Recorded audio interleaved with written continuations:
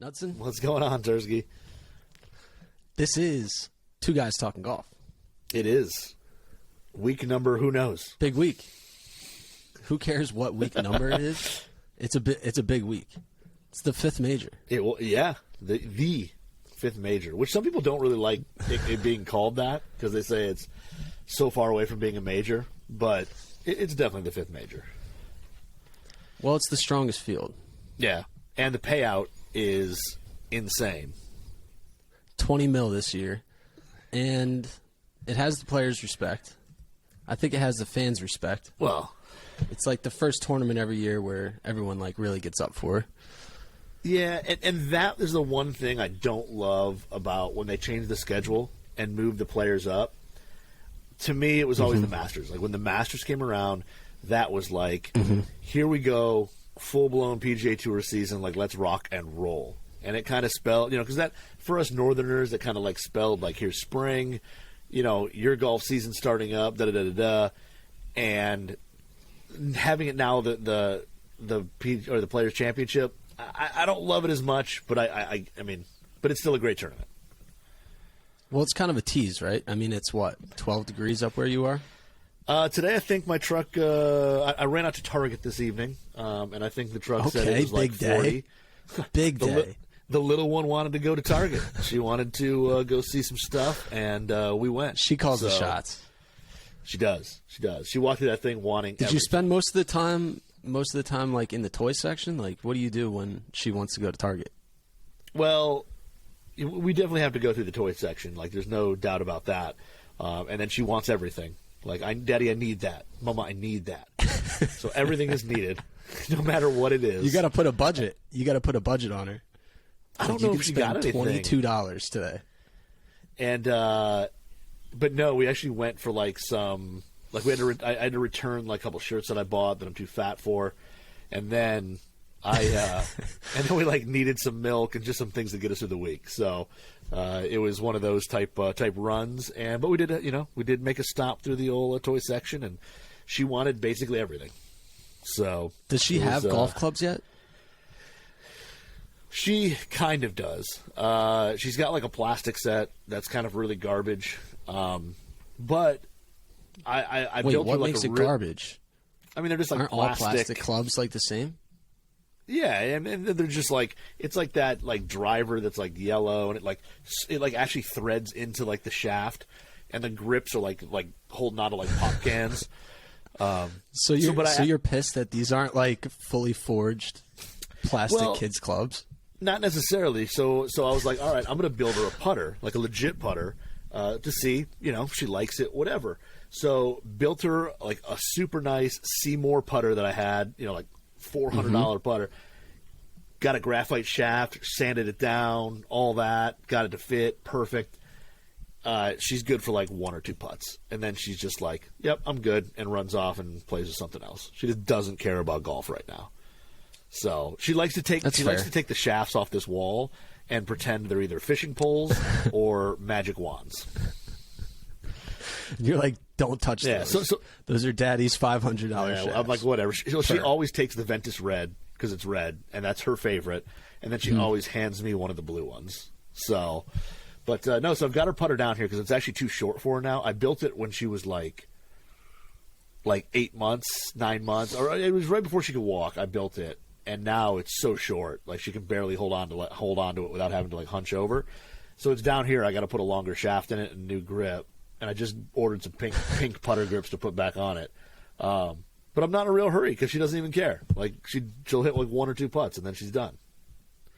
Have you spec'd out the plastic clubs yet? Like, what are the swing weights on those things? You think you got to adjust the driver loft, or what's the deal? They're going away. I mean, they're going away. And I've got a set of irons. I've got a 3-wood head that I'm going to, 3-wood / driver. I've got a putter. And I have a couple wedge heads, or at least one wedge head. They're like ready. I just have to like order some shafts and some grips, and we'll put them together. But she's like doesn't show any interest. So they're just sitting over here. Like she's basically going to play PXG 0311 T heads when she's ready to go. So they're down here ready to go. I think I'll build her up just a couple of them. Like you'll go like maybe like 9 iron 7 iron and maybe like a 6 iron, something like that, like 3 irons. We'll throw a hybrid in there, and then like a driver / 3-wood, a wedge, and the putter. Should be good to go. Are you going to build her like one blade iron to teach her how to hit the center of the face? People do that as like a training aid for their kids. I think that's a little much. Look at like Tiger and Charlie. Like he basically plays blades because Tiger was like, if you learn to hit blades and you'll focus on it and practice. I don't think she has that kind of focus, to be 100% honest with you. So it doesn't sound like it. I don't. I mean, I could probably scrounge up a blade. Actually, I got a blade 6 iron sitting right over here that I could use, but I just don't think. I don't think she has that kind of laser focus. So we'll wait on that. Okay, well, that was family time with Knudsen. Maybe it'll be a running segment every week. Get an update on what she has in the bag. Yeah, what's in CJ's bag? What do you think about TPC Sawgrass in general? I mean, overall, I've never played it. I've never been on the grounds. I mean, the only experience I have with it is watching it on TV like everybody else. For the most part, I think the course is okay. I mean, it's kind of one of those, the closing holes are really cool, and that's what everybody focuses on. And the rest of the course, and I don't know if it's just the media not covering it as much, the rest of the course doesn't seem as quite exciting. Like the front 9 and stuff, just in terms of what they show on TV and how people get amped about it, it doesn't go crazy. People don't go crazy about it, but I don't know. It's hard to say because, like I said, I've never been there, never played it, but I think it could be one of those courses that could be on a few people's overrated list, and I could possibly see why. But the closing stretch is really cool, and it's hard to argue with that. My experience with Sawgrass growing up was always like in video games. Yeah. And then I got to Sawgrass for the first time, and I was like, it's kind of like a video game. Like, even when you're in person, it's kind of just set up like a video game. I don't know. It kind of looks, well, it is fake. I mean, they dug it out of the ground from nothing. Like 17 was it was land, and then they made it island hole. Yeah. So it's like it's literally made for entertainment. So I guess that's why like it kind of gets that rap as a video game course. But yeah, growing up, I'd played it 2,000 times on Tiger Woods PGA Tour before I ever stepped on the grounds. But someone that we mutually know and that Golf WRX radio listeners may remember, Steve Westfall. Oh, when me and him were 18, we took a road trip down there from Jersey to play TPC, and it was like 42 and windy, and that is not the easiest course to play in those conditions. No, we both had a rough time out there. I'm not sure if he broke 100, no offense. And I shot we played it backwards, unfortunately. We teed off on 10.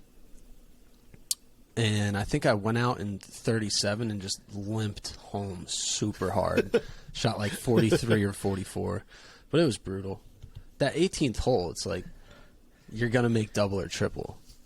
Yeah, that hole is it's so nasty for like amateur players because one, you can't hit a controlled draw like all those other guys can. I mean, let's just be honest, you can't. No. And then how much do you cut off? Like, where do you aim? Because it all depends on the strike. Like, how well are you going to hit it? Are you going to carry it 240? I'll tell you where I aim. I aimed right of the cart path on the right. I was like, listen, if I'm going to go down, it's not going to be me hitting this ball in that water.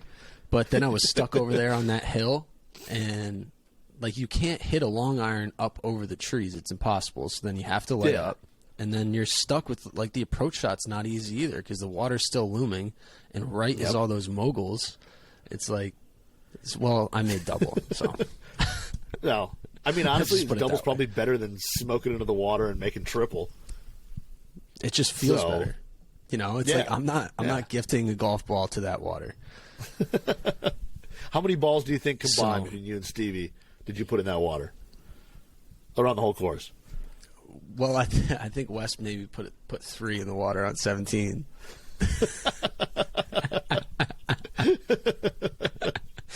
I hope he doesn't listen. He's going to yell at me. I'm going to tell him. I'll tell him. Listen to the podcast around the 8-minute mark. He'll get a kick out of it. But Either way, the weather's not too great this week for them. I think it's good scoring weather because it softens up the course a little bit. But the off and on, like, I mean, they have weather delays after weather delays. It's probably going to end on, like, Tuesday, which is always tough. And if the wind gets up at all, I don't know. It'll be interesting this week. It looked like the scores were pretty low, round one. Understandably so. Like, if it's calm, no wind, and it's wet, that's the most scoreable you can get at Sawgrass. So yeah. I mean, right now you got low Fleetwood one this year, I suppose. Yeah, I mean, you got Fleetwood and Hogue or Hoagie. I can never pronounce whatever his name. They have both those guys at 6. Yeah, it's Hoagie. Yeah, a couple guys at 5. I mean, so there's there's been some 66 and 67s posted, but like you said, there's so many guys who haven't finished the round that, and that's got to be tough. I mean, going out, getting in however many holes you get in, and then knowing like what we stopped. So now you got to go out super early tomorrow, finish off the round, and then go play the 18. The second round 18. That, I mean, and I get it. These guys, like, I mean, they can hit a lot of balls and all that. Like, they're kind of, they've hit so many balls, like, they don't get tired in a sense. But it's still a disadvantage compared to the guys like a Fleetwood who's in the house with a 66. He's just going to go out tomorrow, play 18, and be done. You're still at a disadvantage. It's hugely beneficial to finish that first round the first day. And then if you get stuck with a shot, like, if you're on 17T when they blow the horn, you got to think about that shot all night. Or if you have like a 6-footer for par, like you could be stuck in some weird positions where it's just like really detrimental to sleep on that shot going into the next day. Yeah. So, I mean, they're going to try to finish awful on Sunday. I don't see how at this point, but anyway. Yeah, I mean, we have a packed packed show today, Knudsen. All right. All right. So I don't know if you want to get into some of these topics here. But I have a big one, a personal big one. I don't know if we want to like lead the show with that, or if we want to tease it till the end. I mean, now that I have the new putter. It's teased. Yeah, like I have the new putter. I'm going to reveal it. We're going to talk about it. I'll talk about the experience. Yeah, we'll save it till the end. Let's do some players topics. Okay. Let's do some players topics. All right. There's the tease. So listen to the end if you want to see Tursky's new putter. Or fast forward to 48 minutes. So huge news this week. Scotty Scheffler. Yeah, signing with Taylormade. So, do you think he's kicking himself right now? He already won twice this year, and then he goes and signs an equipment deal. Like, I'm pretty sure they probably had an agreement in place, and then were like, we'll announce it on the week of the Players. Like, they weren't expecting him to reel off 2 in 3 weeks. Because he won the Phoenix Open, then he wins Bay Hill. Yep. And there was one tournament in between, the Genesis, he didn't win. Yeah, so he won 2 tournaments in 3 weeks. Then he announces that he signs with Taylormade. Yeah. Now, he's been playing a Taylormade driver all year. He's been playing the Stealth Plus, and he's played Taylormade irons his entire career. He started out as a rookie using the P730s, then he since switched to the P7 TWs, but he's always played Taylormade blades, and he was playing a Taylormade driver this year. So it's not like he has to change too much, and it seems like as part of the equipment deal, he won't have to change wedges, he won't have to change putter. So he's basically just changing his staff bag, and then he's also trying to get the Stealth Fairway Wood in play. And I saw him on Wednesday. Was it Tuesday? No, it was Wednesday.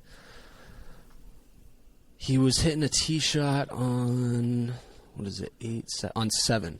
So he hits Fairway Wood off that tee, and he hit his first one with the Nike VR Pro Limited, which came out in 2011, which he's literally been playing since 2011, which is one of those clubs he was probably like, dang, I don't know if I want to get this out of the bag. But so he was hitting 2 shots off that tee. Hits the first one with the Nike, second one with the Stealth. So he's obviously going back and forth, like trying to figure out what he's going to play this week. Like, pretty telltale sign there when you're actually hitting both off the same tee. Like he has not made a decision yet. Obviously, super game time there. But I asked him coming off the tee. I was like, what fairway is it looking like this week? He's like, honestly, I don't know yet. And I was like, yeah, really? I could see that. And I was like, if you change it to that new Taylormade, I'm gonna pour one out for you for that old Nike. And he was like, yeah, man, it's gonna be a really sad day. It's gonna be a really sad day when it comes out of the bag. But he was like, it had to happen eventually. And I was kind of walking away from him at that point, and I was like, does it though? Like, does it have to happen eventually, or can you leave it in for the next 20 years? It's something about those Nike VR Pro Fairway Woods. Like, people keep them in the bag for a while. Charles Schwartzel was one of them too. Yeah, those things actually had a longer lifespan than I think a lot of people thought. But they were really good. And honestly, I mean, it does have an end. I mean, Heinrich Stenson has seen it. You'll eventually crack the face. You'll eventually break it. Well, yeah. And then it's toast. So, and then you'll be fighting with backups that don't feel the same. Yeah, exactly. Even with the same shafts, same head, whatever, all that stuff. They'll build them to the same spec. They're never quite the same. But it's interesting that he's at least giving, the fairway a legit shot, especially like in the practice round, like giving it a shot. It could be one thing to say, yeah, we're working on it, and then at the range next week or whatever, you see him, hitting a couple different fairway woods. But to go out and take, a stealth fairway and have it out there, hitting it right next to, the Nike, at least says the guy's open to knocking that old trusty thing out of the bag. But, that head, like you said, a couple guys kept him in play for a long time, and they were just kind of the last iconic Nike, club that really has been on tour. I mean, a few guys have blades and stuff, but those fairways were really, really good. I'm just keeping an eye on these equipment deals. Unfortunately, Taylormade didn't specify exactly what it means for Scheffler to fulfill his contract, because I feel like companies they're not going staff bag, hat, you need to have 13 of 14 clubs or 14 of 14 clubs. I feel like they're being a lot more lenient just to get them into certain clubs, like a driver or irons or a staff bag or a putter, whatever the case may be. I feel like they're structuring these deals way different because they've seen how the landscape has gone. A guy like Scheffler, he went 3 years or 2 years of his career, didn't sign. Brooks Koepka, didn't sign for 5 years. A lot of these big name players were figuring, we're getting paid enough money to make up for the lack of a sponsor, and then you get the freedom. So I think they're figuring out, it's we got to stop forcing these guys into 14 club deals. Let's do 9 club deals plus the bag. It's just interesting where golf equipment deals are as of 2022 and going forward. For sure. I'd love to know how much less money they are too. Well, that's what I was just going to say. I mean, from the rumors I've heard, the money that used to be paid out for having a 14 club bag and all that isn't what it used to be. That money isn't the same. It can't be. And I think that and I think those guys are looking at it and saying, well, if you're only going to pay me X, because like I said, I've heard it's, hundreds of thousands up to, big time money for guys like DJ, whatever. But I think a guy like Scheffler, you're getting a deal that's X amount of money, they're not going to pay you DJ money or Rory money or Tiger money. So, hey, you're going to pay me this. I want to be able to have the freedom to add a few clubs into the bag. And TaylorMade probably looks at it and says, okay, well, as long as you have driver, say, ball, bag, whatever, there's probably some certain staples in there that you have to have, the things that are kind of on TV, and then other than that, you're kind of free to play some other clubs. But what's the point for Scheffler to do this? How much could it have been? For a guy like him, it's probably. Is it over $1 million? No, I was going to say I was going to say $500,000. But then why take the money? It's $500,000, man. Still $500,000. That pays your. Big chunk of what your caddy's going to make all year. That's going to pay a bunch of your travel. They're playing for $20 million this week. Well, yeah, but this week he just won 1.8. Yeah, 1.8. 1.8. Take away half that for taxes, so you're at $900. You pay your caddy $180,000. You're at $700 and some thousand. Then you got to pay your agent, you got to pay your manager, you got to pay your coaches, you got to pay all that, your travel expenses, all that.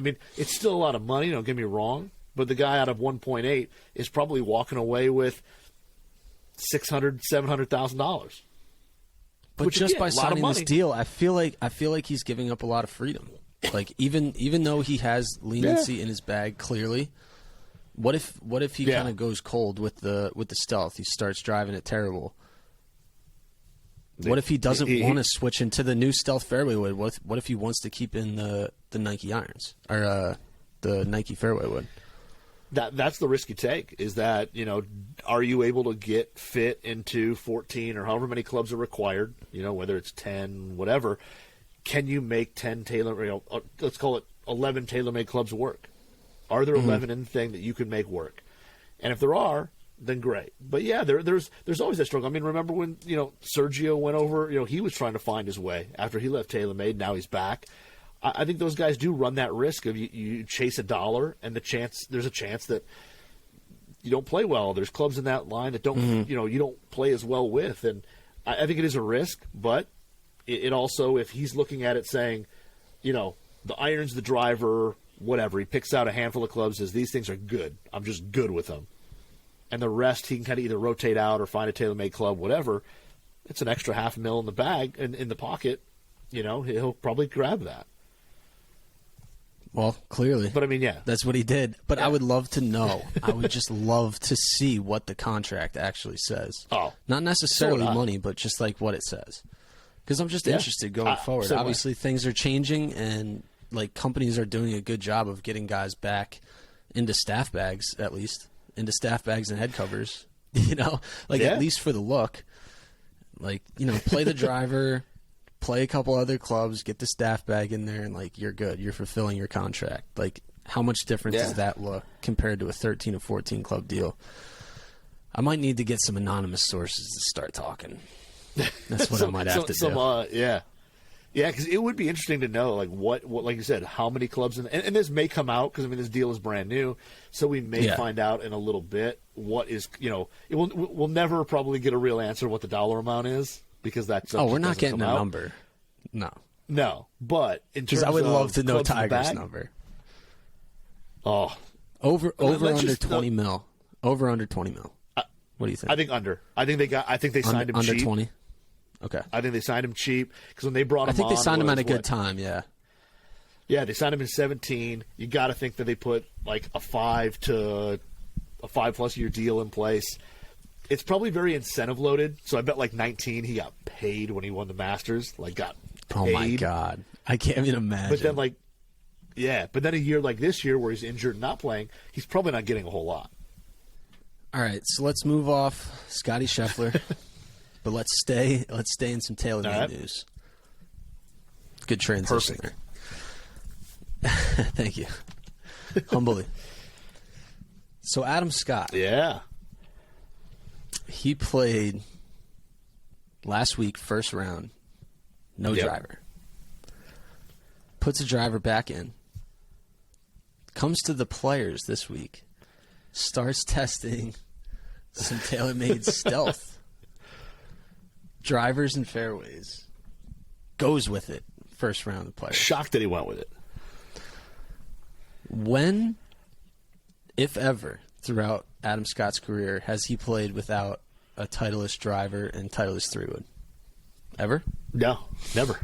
Because he's always been a Titleist guy. He's always had, other than putter, I don't think he's had anything non-Titleist other than putter in the bag that I can remember since he turned pro. That's what I'm saying. I can't remember like his rookie year, what he had in the bag, definitively, but I can't remember ever throughout Adam Scott's career him having anything other than Titleist. So in terms of big news, huge.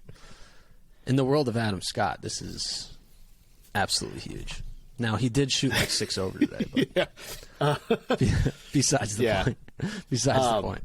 It is, because I, to be honest, I never thought we'd ever see Adam Scott. You just figured was one of those lifer guys. He didn't have big enough pull where a Callaway or, a TaylorMade or a big company that I don't think would really go after him and pay him big money to move over. So you figured even with this whole thing that they, Titleist wasn't re-signing him to, a deal. Everybody figured he's still going to be playing all Titleist gear. Like, it's just what he's going to do. Nothing's going to change. He's got his own irons there. So I'm a little shocked to see him put a Taylormade driver in the bag, but it is very interesting that almost every pro that goes into this free agent mode, the first driver they try is typically a Taylormade driver. You know, it's very rare that you see a guy who's a free agent first, you know, go from whoever he's playing, go to Callaway or Ping or somebody. Like, they may try those eventually, but the first driver that typically goes in the bag after they become a free agent seems to be a Taylormade. So, but very surprising. That is an interesting point. Yeah. Because you're right. Like, they will eventually kind of fall, and it's like sometimes you will see a Ping, a guy looking for more stability. Maybe you will see a Callaway. Maybe you will see them continue on with Taylormade. But, yeah, the first thing it seems like they go out and test is Taylormade. I think it's just that curiosity. And I think most golfers have that curiosity, you know? It's like the top guys are playing Taylormade. You want to see what you're missing. Yeah, especially this year with the carbon red face. I mean, it's a fascinating story, regardless. Exactly. But we got to look at the tape on this, because I feel like we called this right when it came out that Adam Scott was not upgrading his Titleist contract. We were like, I wonder if he's gonna start switching up these woods and drivers. And when he first came out, like the first week, he kept all Titleists in the bag, and we were like, wait, what? So what was the point of leaving Titleist? And I think now we're seeing it a couple of weeks later. Maybe he did that on purpose. He didn't want to like rock the boat immediately after dropping Titleist, basically. But he has the freedom now, so it's like no one can say anything. He can do what he wants. Here's an interesting thought. Do you think if this was last year and the contract was done last year, do you think a Sim 2 would be in play? Is a stealth in play because it is back to all black, a little more traditional? I mean, the red face is there, but in the lower lofts you barely see it anyway. Would he have put a Sim 2 in play? Interesting points there. You know, well, I will say just from like a performance standpoint, I think the Sim 2 would not be right for him. True. Spinnier just club. Because he like kind of fights. Yeah, it's spinnier, and he like fights left. So just like head design wise, I think that Sim 2 was a little draw biased. I mean, we saw it with Colin and DJ, who also kind of fight the left and don't want to see the ball go super hard right to left. And I think this driver is just kind of, it's been better for everyone. Like, there's no one that's still playing a Sim 2 or an original Sim. They've all kind of switched to the stealth. And I think like the timing was just perfect for Scott, because this driver probably does suit him really well. And it's red and black. So it kind of matches that Titleist colorway. True. And also his Uniqlo bag is bright red, so the bright red face matches there too. So it'll be so Scott's trying the stealth. It'll be interesting to see how long. We kind of saw it coming, but still shocking to see. Yeah, and it'll be interesting to see how long it stays. You know, I mean, with him, he's such a tinkerer in terms of just shafts over the past couple of years that he's been burning through. It'll be interesting to see how long they stay, you know. And if he plays poorly like this week, where he'll probably miss the cut and go home, you know, if he plays poorly with it again, and then do we see a Callaway? You know, do we see a Rogue ST in the bag? Do we see a Cobra in the bag? Like what happens? It'll be really interesting to see this kind of like path he's on. I mean, really, the way he's driving it for the most part, go get a Ping G425 Max and call it a day. It's a situation like this that makes golf equipment, or at least golf equipment on tour, so fun. Like, this is like a reality show. Yeah. It's like, what will Scott do next? Will he play with the driver? Will he only play with a 4-wood? Yeah. Will he switch companies? What will he be testing next? Oh, I love it. I think the only thing that... And I think it's gonna be like a reality show for the rest of the year, because he's going to be fighting. I mean, he's going to be switching shafts. He's going to be switching specs. And just to get the specs out of the way, he's playing a Stealth Plus 10.5 degree driver with ADDI Black 8X. Dude, that's just a monster. Jeez. Monster. And then with the Fairway Wood, he's got a Stealth Plus 15 degree ADDI 9X. Those are big boy shafts. The funny thing is too and I've never hit the 8 or 9X in those. And there's even a 10X that like why would you? Said. But I've heard we're humans. Yeah, from what I've heard from people who have hit them though, that if you've hit a DI6 and a DI7, like the 8, 9, and 10 are different shafts. Like they are not the same thing. If you've played a 6, you're not playing the same shaft. But the only thing in Adam's bag that doesn't change this year, irons don't change. No, he's not going to change those irons. They're built for him. Well, he played the 680s for I mean, basically 22 years. He changed them on and off, not 22, 12, whatever. But still. Wait, when did the 680s come out? God, we talked about it too. It was like early 2000s, I think. Hold, please. I think it was 2003. Yeah. So that's what, 19? Yeah, it's 19 years. But again, now he's got those. What is it? The AS version of the 620 MB, basically, which is built to his spec. They probably got a bunch of sets sitting on the van, sitting back at headquarters for him. He's not. Irons are staying, and I got to believe wedges will stay too. I don't think irons or wedges are going to go anywhere. Driver, 3-wood, putter, and ball too. Ball's going to stay the same. So driver, fairway, putter are all going to be on the kind of chopping block every week. Yeah, so just to clarify, the 680s did come out in 2003. He's not actually playing the 680s. He's playing the new 681.ASs that Titleist built for him, one-of-one prototypes. They built him while he was on staff, and then he basically leaves. He didn't, completely leave, though. He's still on staff with Titleist. He just doesn't have a deal through the back. No, just to be fair. They're still paying him for the ball, more than likely. Yeah. So he's still there, and he still wears all the FootJoy stuff. I got to believe that. Well, it'd be interesting. Yeah. I mean, I think he has shoe, glove, ball, hat, ball. I don't even know hat anymore.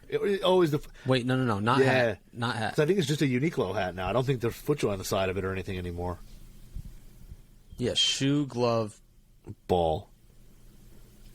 Okay. Yeah, that'd be about it. And he's still going to play the irons and the wedges, so they'll get some free pub there. They're going to be all right. If he can win again. Okay, so staying on Titleist, getting off of Adam Scott, staying on Titleist, transition number 2, nailed it again. Nailed it. Webb Simpson. Oh. Now, Webb Simpson is a stubborn switcher. Yeah, he's still got a load of 913 clubs in the bag. He's got a 913 5-wood. He's got a 913 hybrid. Then he has a TS2 Fairway Wood and 915 hybrid. So, I mean, he's playing clubs from, 2012, 2014, 2018. Yeah. And he had the TS3 driver in the bag for the last 4 years.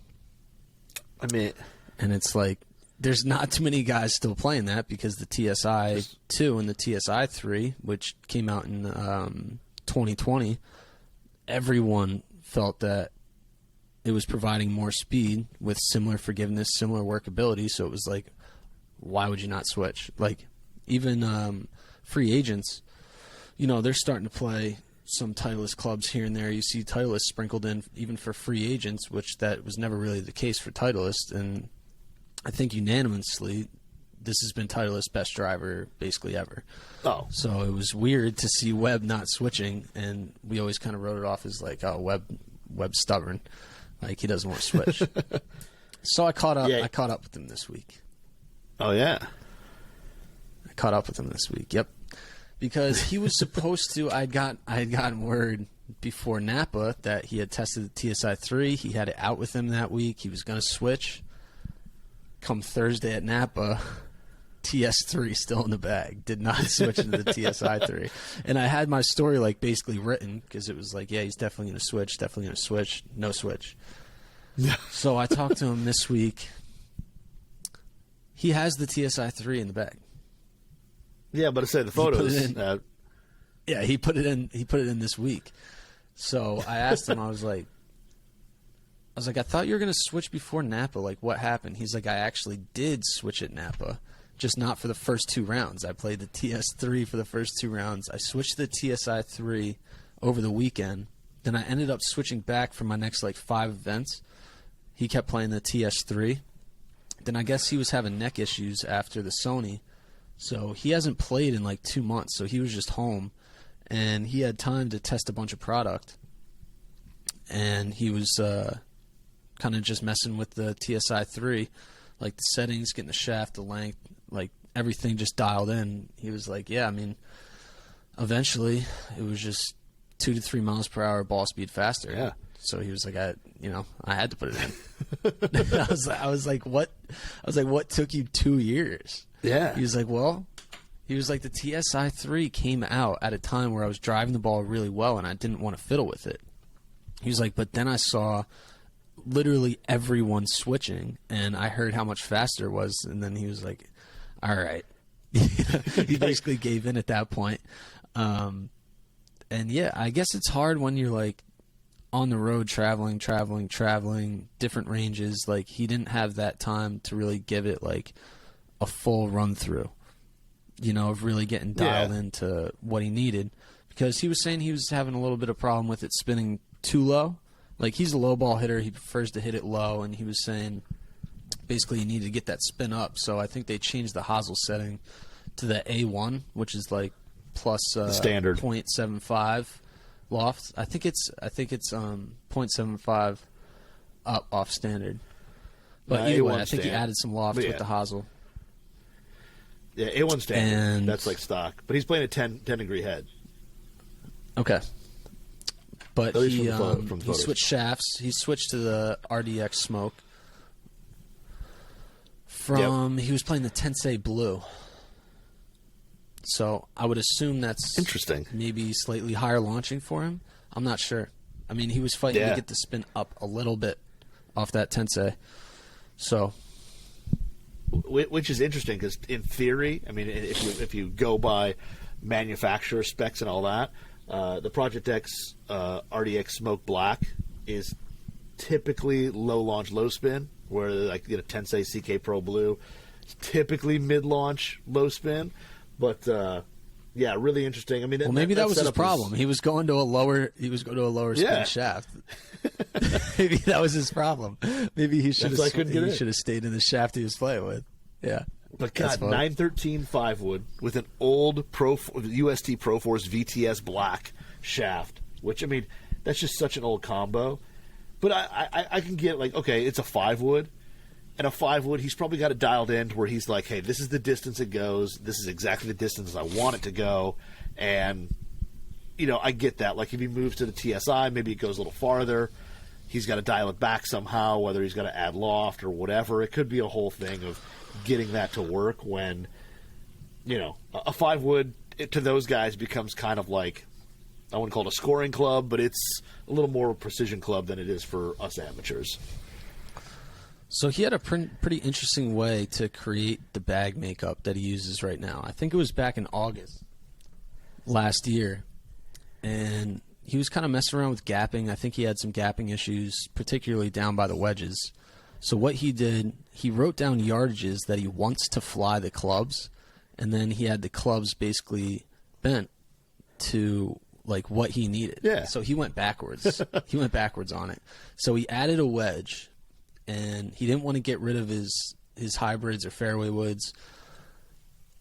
So he had to get rid of a club. So he decides to get rid of the 6-iron. So he bent the 7-iron strong to hit the carry distance that he wanted with the 7-iron. Then he bends the 5-iron weak. They call it a 5.5 iron. It's literally printed on the bottom of the sole, 5.5. Can you see it in the photos? Yeah, well, I wouldn't have like known what it was, but now when I blow the picture up, you can see the little 0.5 stamped into the bottom. That's pretty awesome. Yeah. So he went backwards with it, and I asked him, I was like, why not just bend like the 6 a little strong? Offset. Like why bend the 5 weak? Do you think that's why? Yeah. Anything you bet. Because he was like, because his answer, he was like, well, I had to get a club out of the bag. I was like, yeah, but why not just bend the 6 strong? And yeah, then you don't have to. But that makes more sense that it would have been like an offset build type situation.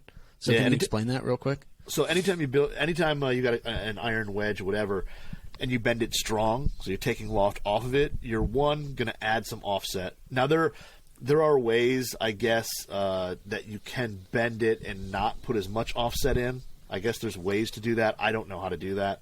But I've heard rumors that at that level you can. But for the most part, you're going to add a little offset, and then you take away bounce. So if that 6-iron had, say, 7 degrees of bounce, I mean, I don't know what it has, 7 degrees of bounce, you bend it like 2 degrees strong. Now it's got 5 degrees of bounce. So the turf interaction is going to be a little different. You're going to maybe see a little more offset. And those type of things, when you take a 5-iron and you bend it weak, you're actually bending the offset out of it, and you're and sometimes adding a little bounce as well. So the turf interaction won't change as much, but definitely the look, bending it strong, you'll see that offset. Or those guys will see that offset for sure. Okay. That's deep. Thank you for the explanation there. Hey, no problem.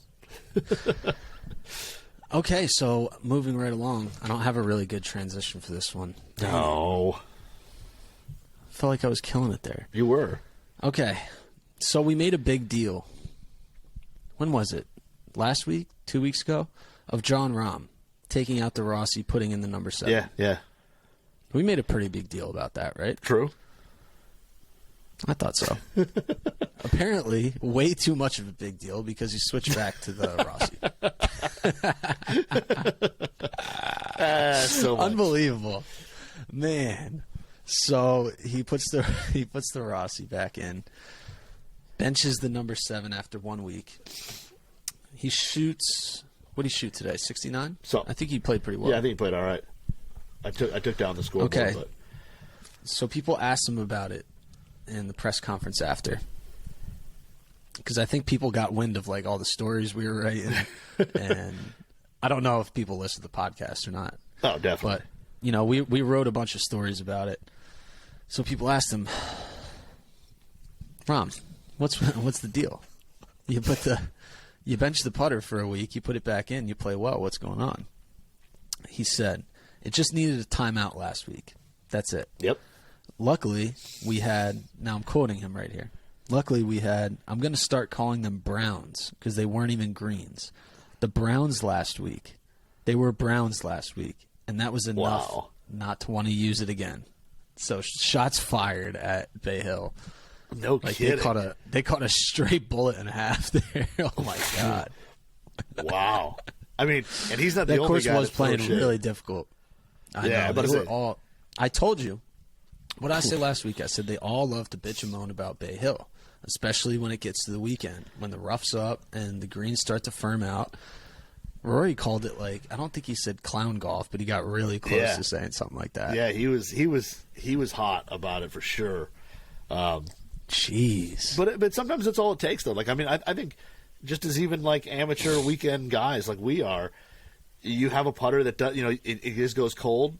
All it needs is maybe a round or two with a new putter, and then you go back to the old faithful, and all of a sudden, boom, you're rolling putts again. I mean, it happens. It's just it's got to be all mental. But I've had the same thing happen to me where you take a putter out for a week or two, you put the old one back in, back to rolling it well. So no surprise there. That's basically essentially what Dustin Johnson does every single week. Yeah. Just have a closet full of putters. He tests 4 or 5 different putters, and he did this week. We literally have a thread of his putters. He was testing like the Spider GT. I think he had a Bandon 3, like a TP Bandon 3 mallet with the fangs. A couple of different ones he was testing. Yeah, different weights. And then obviously he has the Spider Tour Black that he plays every single week. So he has a slew of putters, and I think it's probably just to get like a new look, a new feel, a new look, and then you go back to what you're comfortable with. Yeah. And then that's what you actually play in competition. And I think he might do that just to kind of break his mind up so he's not looking at the same thing over and over, and then you end up getting frustrated, and then you end up getting curious, and then you do something like what Rahm did, is just like you just throw the putter out for an entire week of competition. It's like, well, you could go the Dustin Johnson route. You could just get all your testing wiggles out early in the week. Yep. And then play what you really want to play come Thursday. Yeah, it's like I said, I'm game with that. I mean, I run into that same problem only because I test so much stuff. I'm always putting new stuff in the bag. So for me, like last year, I had kind of a gamer putter, and I played a Bettinardi BB8W, and I played it most of the year. But I was the same way. Like all of a sudden, a new putter would come into the office. I'd take it out, play it for 18, 27 holes. I'd throw it back, go back to the Bettinardi, and I kind of was doing the same thing. Like I was kind of giving it a timeout without really giving it a timeout. But, I run into that same issue. All right, I'm going to start off the next topic with a question. Okay. I already have my answer, which is the topic. But I'm going to ask you your answer. What is the number one perk of being on the PGA Tour? Ooh. I mean, I think it's got to be. It's got to be access to like the absolute best coaches in the world.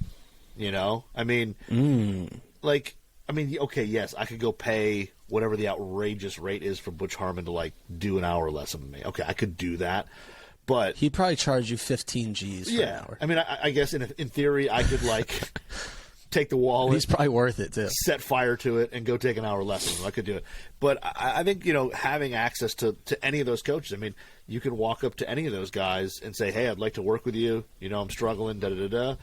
And granted, their fees still probably high. Don't get me wrong, but I think having access to those type coaches is really really important, and it can really improve your game.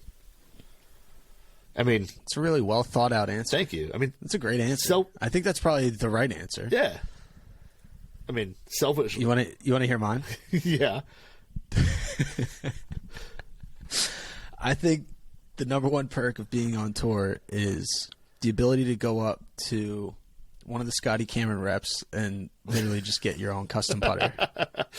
It's probably a $5,000 tour rat, and you're just like, and they just hand them to you like they're nothing. Like, oh, you wanted something a little different? Oh, here you go. Oh, you need something? Exactly. Here's another one. Yeah. Oh, slightly different hosel? No, I'll just build you a new one. That's fine. Oh, black finish this time? No problem. Let's just build it. Now, the reason I say that, particularly this week, is because Greg Moore, our photographer, maybe 8 different threads of just custom Scotties for different guys. Yeah. Like that just came out this week. So Webb Simpson, he's been playing Odyssey forever. He's got a new custom Scotty. Dude, it's Kevin Streelman, a sick tour-only Scotty. Hideki's got a new Scotty that he's probably just going to test and never actually play. Nope. Paul Casey, Scotty. Cameron Young. Now, what you guys are going to have to do, unfortunately, for the listeners, just to get a sense of what we're talking about, you're going to have to go to golfwrx.com/forums and check the tour pre-release. Got a lot of photos in there, but just a particularly cool week of custom Scotties. Yeah, I agree. Like Paul Casey, I guess, he has been playing the same custom Scotty for years and years, and he just wanted to look at a Scotty that had a dot on top.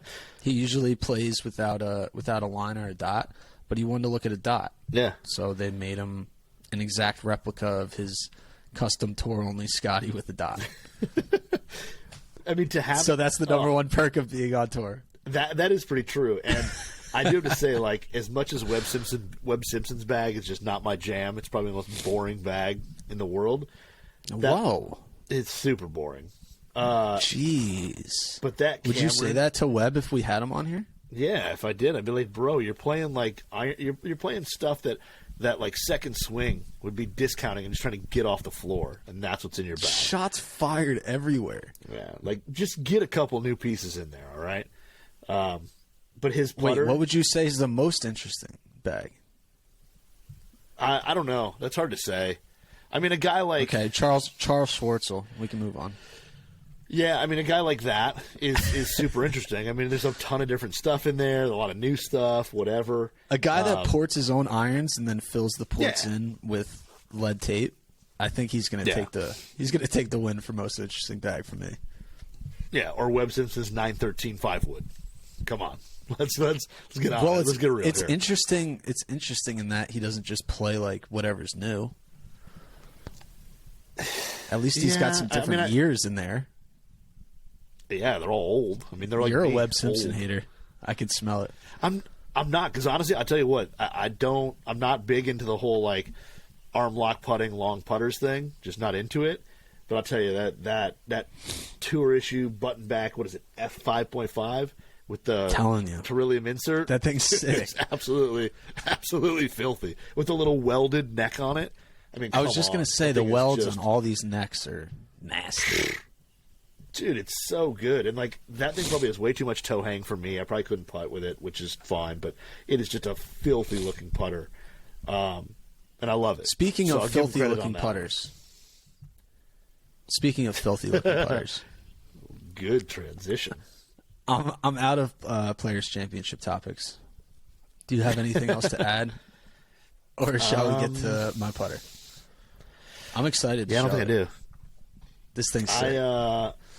Yeah, listen, I don't. I think we're done with the players. So let's get into. Let's put it this way: your bag previously, when you were with Golf WRX, was not anything that I lusted over. There wasn't a whole lot in that bag that I really ever cared to want or steal. It was a little Webb Simpson-y. It was all old. What is with all this golf club hate? Why are you hating? It's on not golf club setup? hate. I'm just saying that it was a little older. You changed, bro. You changed. It was a little older bag, and it didn't really impress me. But the one thing, you did always have a pretty sick putter in the bag. I did. It's out of the bag now. And the one that's in. Oh, you did good, boy. You did good. All right, so what we'll do is I did take some in-hand photos of it. So we'll put those on our Instagram, which is at TG2WRX, right? Yep. Okay. Right. So we'll put, well, I just want to make sure. I don't want to plug our Instagram and then, like, we actually sent it to the wrong handle. Yeah, and then it's wrong. We'll put them on Instagram. For the people who watch this on video, I'm about to show it off right now. But just a quick little backstory. So I know we teased this like 3 weeks ago, but the whole program was kind of under embargo. You know, so we had a little sneak peek on what was coming. They had me come do like a full putter fitting, made me up a putter, et cetera, et cetera. So this week, Ping's PLD putter program just dropped, and there's basically 3 different levels of the program. So there's PLD Limited, which they're basically going to do like throwback designs. So this year they did a 55th anniversary of the original Answer design. Pretty nasty little limited putter. So they'll be putting those out as limited edition like once a month or periodically. I don't know exactly like the timeline of the releases. And then they have a PLD milled system, which is more of like retail. So, you know, if you want like, say, Victor Hovland's putter or Tony Finau's putter or something similar to like what Bubba Watson uses, you know, you want like that top of the line tour milled putter, they're going to be releasing those. And then there's a whole another thing, which is called PLD Custom.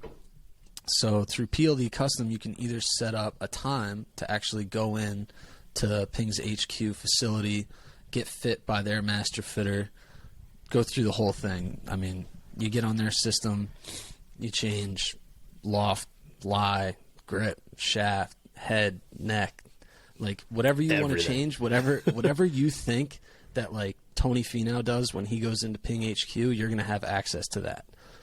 Oof. So if you don't have the capability to like get out there, they're also going to do the same thing virtually. So basically you can use like their phone app on your putter, so they can get like data feedback parameters on your stroke. And then basically you get on like a Zoom call with their master fitter. They'll break down what they think is best for you. You'll look at all the different styles. And you'll end up getting like your own custom fit putter. Obviously, I would say going in there in person, be able to like change out the different variables on the spot and be able to go and actually hit on a green and on a Quintec. I think that's hugely beneficial, but it's nice that they're even offering like a virtual Zoom call with a Ping Master Fitter and using your actual parameters to get the putter you want. Now you're going to pay a little premium for it. I think it's $1,200 for the putter, and then like $200. Like you have to put that down, and you don't get it back. $200 to set up like the fitting, whether it's virtually or in person. So I think it's like $1,400 to the door. Yeah, $1,490. But you're getting like a fully custom putter. You know, if you want to change the hosel, you want to change the alignment line, like if you want to change the milling style of the face. Like I was hitting deep milled, semi-deep milled, flat faces, and the difference in sound is huge. Unbelievable. Like sound and feel, it is huge. Seriously. And it's just all those little things like line angle, length. I mean, you change one small variable, it completely changes the look and feel of the putter. So I thought the whole process was really cool. I did go through it with Jeff Thomas over there, Ping Master Fitter. So they have, through their fitting app that they use, they have like a leaderboard. So basically, you take 10 strokes from, I think it's like 12 feet, 12 footer. And it spits out what your handicap is just based on consistency, tempo, et cetera, et cetera. So this is why I say I'm going to switch. So with my gamer, the old Terillium from '99 or whatever, the Santa Fe, trusty rusty. Yeah, my handicap wasn't great. It was like 1.8, which whatever. I mean, I'm not a great putter. It was probably actually better than I thought it was going to be. The leader in the clubhouse, it's the Victor Hovland, Seamus Power, like all those guys are up there. And I think it was plus 5.9. So it's like, obviously I'm way off of the leaderboard. Yeah. So we go through the fitting. I try a bunch of different putters, different looks, like try a mallet, try a blade, try an answer 2, try a line, try a dot. Let's lengthen it, which I did end up lengthening to 35.5, which like changed everything with my stroke setup. Seriously. Like, it put my eyes over the ball, put my hands in a better spot. It, like, took a little pressure off my back, and that was just 0.5 inches. So I end up getting fit into the putter that I'm going to show you. I go back through, hit 10 more putts, plus 3.8 handicap. Wow. I was, like, sniffing the leaderboard. I was like, what? I was like, how is this possible? Yeah. But I felt it, though, too. It wasn't just like a data thing. It was like I just felt hugely more comfortable, and I think it had a better feel. Like we took it out onto their outdoor green. My lag putting was money. Like from 50 feet, I was just putting them in a bucket. I just felt way better. I really did. So I will reveal it now. Yeah. Oh boy. I don't know if we're going to be able to capture it on a laptop screen. So that's the face. Dude. Nice and middle right there. And I love that it's got the tungsten weights in the bumper. The tungsten weights in the bumper. I did go rustic on them, so this will rust. Check out the T on the hosel. Yeah, the Tursky on the hosel. Had to do it. And then from address, so I went no naked line, no dot, nothing. Just naked up top. Oof. And the reason I did that is because we were like working on aim specifically at this one juncture. With the line, I was absolutely awful. Whatever way a line hits my eye, I'm not even close. Like left or right, just way off. And then the dot, I always kind of wanted like the dot because Tiger has the dot. But that does something to my stroke where it's like I almost get more on an arc. And I want to release it even more. I don't know why. I think it's just something mentally.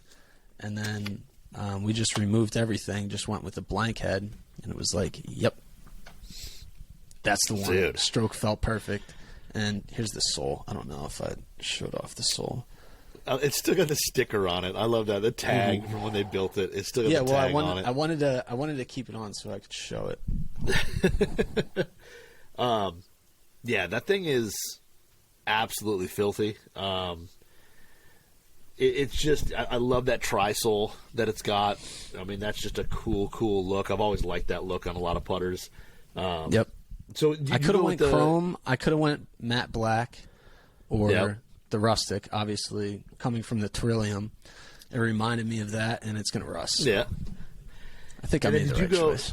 Did you go to like because you said they had like 3 different faces: the deep middle, the middle, and then like no milling. Yours is the mid, right?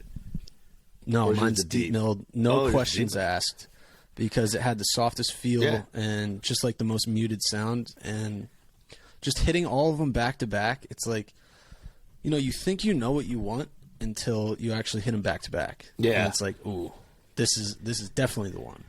Yeah. So I think my preconceived notion was I didn't really want too much milling at all. I felt like I wanted a smooth face because I thought like I kind of liked that feedback, but I did not.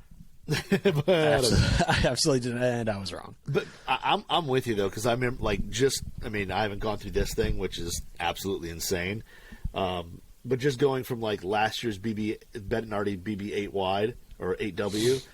Had a really kind of shallow, really thin milling on it, and then going to this year's, which is a little more aggressive, a little bit. The sound and feel on this year, the 2022, is so much better to my ear and hands. It makes a huge difference, the milling there. But yeah, your putter there. I mean, the finish is awesome. It's kind of like almost a rusty looking finish already. The tungsten in the bumpers is just absolutely dope. And then from address, like I like the standard answer better. It's a little more rounded, a little softer look. It's not as squared off as the ansser 2. And again, I thought I liked the squared off look, and then I got the rounded one, and I was like, nah, I'm bugging.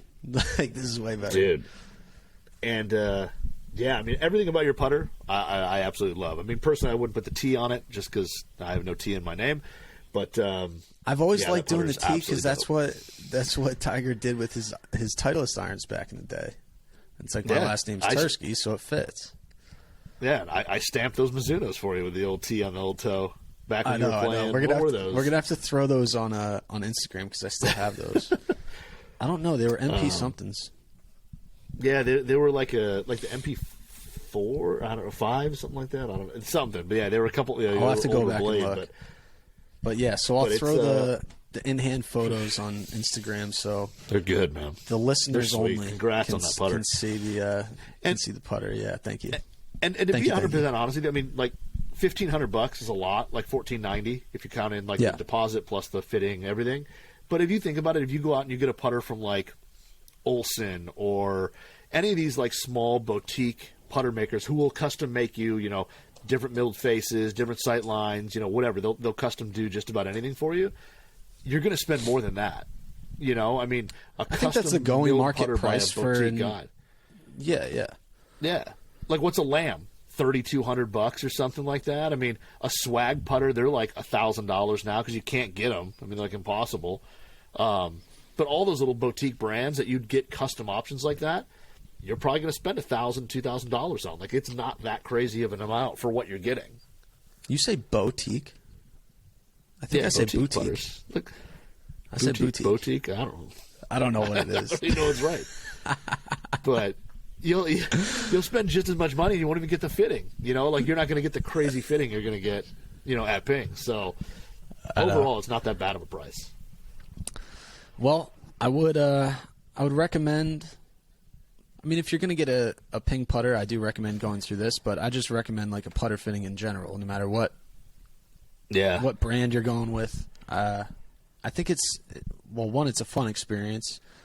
2, I think it really helps you like identify not only flaws in your stroke, but like your preferences in general, so that going forward, just in your life, what you like in a putter, what length it should be, loft, lie angle, like just all that nitty gritty stuff.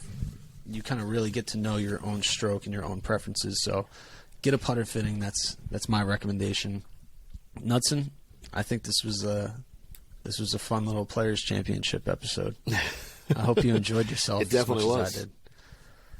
I did. It was quite enjoyable, and I think the only thing we didn't touch on was what do you think of your boy Buscemi's FootJoy shoe? Because you and I met that guy in LA. I know he did. Remember? I know he did. He's a big fashion guy, and I think he does a good job. I think he got to start with like DC shoes. Then he's gone on to create his own ventures, and good for him. Teaming up with FootJoy, I mean, that's a big deal, and these shoes are fire. They're kind of that like off-white, not off-white because that's a brand, but like cream color. Yeah, that cream color with the hits of gold. I mean, these shoes, they're beautiful shoes. They did a great job. Pretty much already sold out. I could have snapped. Like, they were $350. I was like, I wanted to kind of get a pair. I was like, of course they sold out. They probably only sold like 100 pairs total, but people were rocking them. I saw Poulter had them on. I think JT had them on. Yep. A bunch of the FootJoy guys, but they're just straight up beautiful shoes. Yeah, I thought they were pretty sweet too, like that cream color. And I know like there were some comments of like, it's nothing. They're just there's nothing to them, whatever. And I think that's the point. Like if you look at his kind of line too, he has some crazy stuff, but nothing is like super wild, crazy colors or whatever. Like his stuff is all pretty monotone and all that, with just like little hints of like gold and things like that. So I think that's what I like. I think they're pretty sweet. Keep it clean, especially with like FootJoy classic style. Obviously, I love FootJoy classics. I no longer wear golf shoes. I only wear slip-on white Vans now. But back when I did, wear golf shoes, I liked the all white classic silhouette. Keep it simple. Give me some pops of gold. Like I'm good. Oh, they're fire. I like Buscemi's taste in fashion. Honestly, I think he does a good job. So yeah, big shout out to him getting that collab with FootJoy. I think that's a pretty big deal for him. For sure. He's a big golfer too, man. Loves the game. So I know, loves the game. He's a fun guy to be around as well. But that'll do it for the Players Championship episode. We'll be back next week to continue the Adam Scott golf equipment reality show. See what's in his bag next. See what's in his bag next week. So that was two guys talking golf, and we will see you guys next week. Knudsen, I'm out. Say it.